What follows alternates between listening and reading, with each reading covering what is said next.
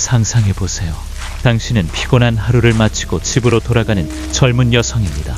가로등 하나 없는 시골길. 저 멀리서 희미한 불빛만이 새어나옵니다. 비가 내립니다. 늦가을의 차가운 비입니다. 발걸음을 재촉하지만 작은 우산 하나로는 얼굴을 때리는 빗줄기를 다 막을 수 없습니다.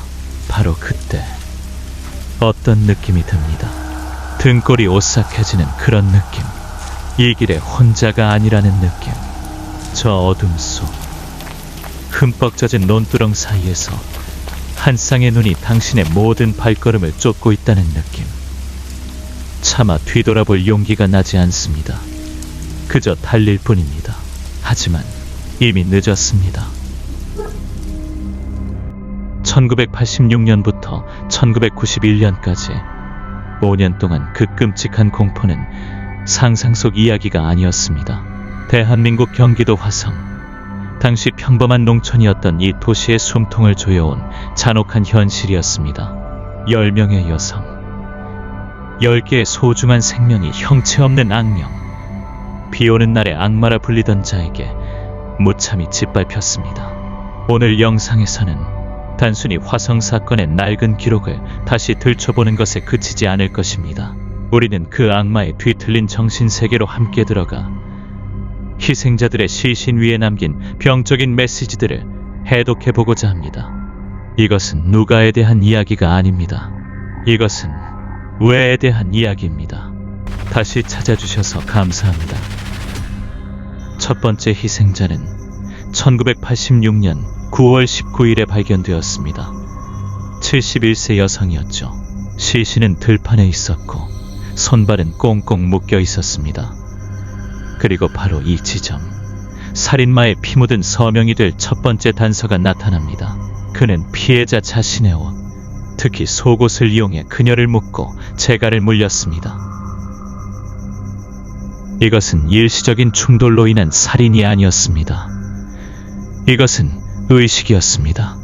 범죄 심리학에서 우리는 이것을 시그니처 시그니처라고 부릅니다.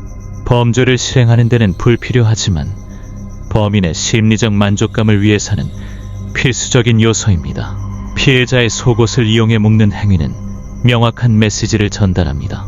절대적인 지배와 비인간화. 그는 단순히 생명만 빼앗은 것이 아닙니다. 그들의 인간성과 마지막 존엄성마저 강탈했습니다. 그의 눈에 피해자들은 더 이상 인간이 아니었습니다. 그들은 그저 자신의 병적인 환상을 실현하기 위한 도구에 불과했습니다. 경찰은 엄청난 규모의 병력을 투입했습니다. 그 수년간 200만 명 이상의 경찰 병력이 동원되었죠. 하지만 당시 화성은 이름 없는 흙길과 보안 카메라 없는 광활한 들판이 얽힌 미로 같았습니다. 수사기술은 아직 미숙했습니다. 그들은 진흙 속에서 발자국을 찾고 얼마 안 되는 흔적에서 혈액형을 분류했습니다. 그들은 빛 속의 유령을 쫓았습니다. 그리고 그 유령은 계속해서 범행을 이어갔습니다. 두 번째, 세 번째, 다섯 번째, 점점 더 잔인한 변주를 더하며 시나리오는 반복되었습니다. 모든 사건에는 공통점이 있었습니다. 밤에 주로 비 오는 밤에 발생했다는 점. 피해자들은 뒤에서 공격당해 강간당하고 살해되었습니다.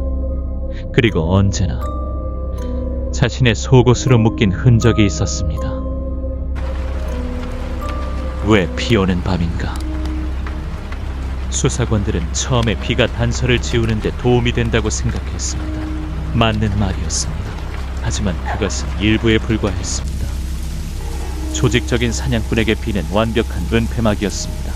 빗소리는 비명소리를 삼켰고 빗줄기는 시야를 가려 이상적인 사냥 공간을 만들었습니다.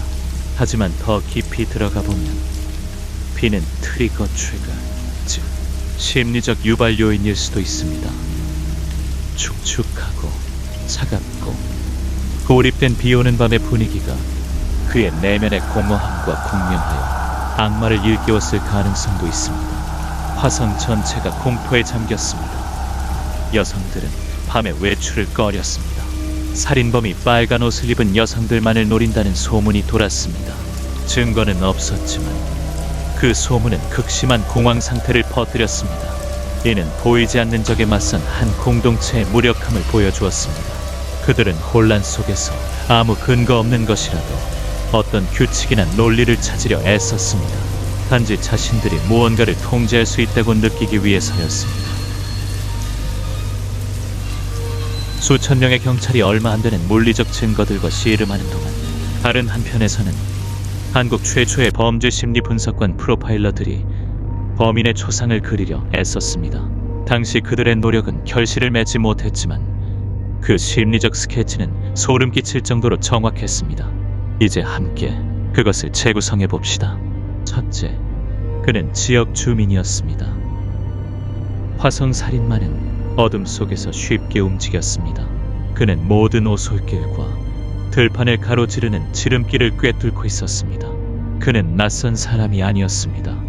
그는 공동체의 일부였습니다. 아마도 과묵한 이유, 침착한 공장 노동자, 당신이 매일 아무 의심 없이 마주쳤던 사람일 수도 있습니다. 이것이야말로 악의 평범성의 현신입니다. 악마는 멀리 있지 않았습니다. 그는 바로 우리 옆에 살고 있었습니다. 둘째, 그는 깊은 열등감과 불만에 시달리는 인물이었습니다. 성범죄는 본질적으로 성적인 것이 아닙니다. 그것은 권력에 관한 것입니다. 화성 살인마는 현실 삶에서 실패자였을 가능성이 큽니다. 직장에서 무시당하고 관계에서 실패했으며 사회적으로 무력했습니다. 그는 자신이 아무것도 아닌 존재라고 느꼈을 것입니다. 그리고 자신보다 약한 여성들을 공격하는 것이 그가 권력을 느끼고 누군가가 될 수 있는 유일한 방법이었습니다. 피해자들을 묻고 비인간화하는 행동은 바로 그 자신의 울분을 그들에게 투사하는 것이었습니다. 너희가 나를 무시했으니 이제 내가 너희를 인간 이하의 존재로 만들 것이다. 셋째, 그는 조직적이지만 충동적인 인물이었습니다. 그는 계획을 세웠습니다. 비 오는 밤을 택하고 외딴 장소를 골랐습니다. 이것은 조직적인 범인의 징후입니다.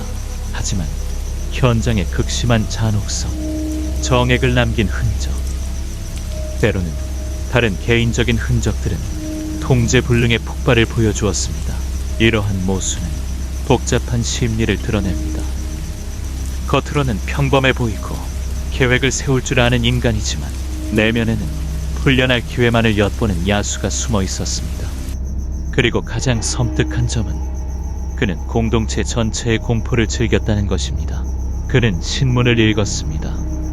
그는 자신에 대한 소식을 들었습니다. 화성의 공황 상태는 바로 그의 보이지 않는 승리의 트로피였습니다. 모든 기사, 모든 뉴스 보도, 모든 소문은 그의 업적에 대한 인정이었고 병적인 자아를 점점 더 키워나갔습니다. 절망 속에서 경찰은 8번째 사건의 범인으로 윤석열이라는 한 남자를 체포했습니다. 그는 고문당하고 자백을 강요받아 20년 동안 억울하게 옥살이를 했습니다. 이것은 화성 사건이라는 끔찍한 교향곡 속의 비극적인 낮은 음표였으며 수사기관이 직면했던 무력함과 엄청난 압력을 증명하는 것이었습니다. 그들은 답을 필요로 했고 잘못된 답을 만들어냈습니다. 그리고 그것은 한 지워지지 않는 한스러운 상처를 남겼습니다. 시간은 흘렀습니다. 화성 사건은 미제 사건 코드 케이스이 되었고 한국 경찰 역사상 5점이자 국민적 악몽으로 남았습니다. 살인마는 마치 빛 속으로 사라져버린 듯 했습니다. 2019년 9월이 오기 전까지는 말이죠. 첫 번째 사건으로부터 30년이 넘는 세월이 흐른 뒤였습니다. DNA 기술은 비약적으로 발전했습니다. 경찰은 과거 현장에서 남겨진 증거들을 재검토하기로 결정했습니다. 그리고 이번에는 결과를 얻어냈습니다. 9번째 사건 피해자의 속옷에서 채취된 DNA가 1994년 처제를 강간하고 살해한 죄로 무기징역을 선고받고 복역 중이던 죄수와 일치했습니다. 그의 이름은 이춘재였습니다. 악마는 이름을 얻었습니다. 얼굴을 갖게 되었습니다. 그리고 그 얼굴은 소름 끼칠 정도로 평범했습니다. 그는 모범수였고 20년이 넘는 세월 동안 교도소에서 조용히 살았습니다.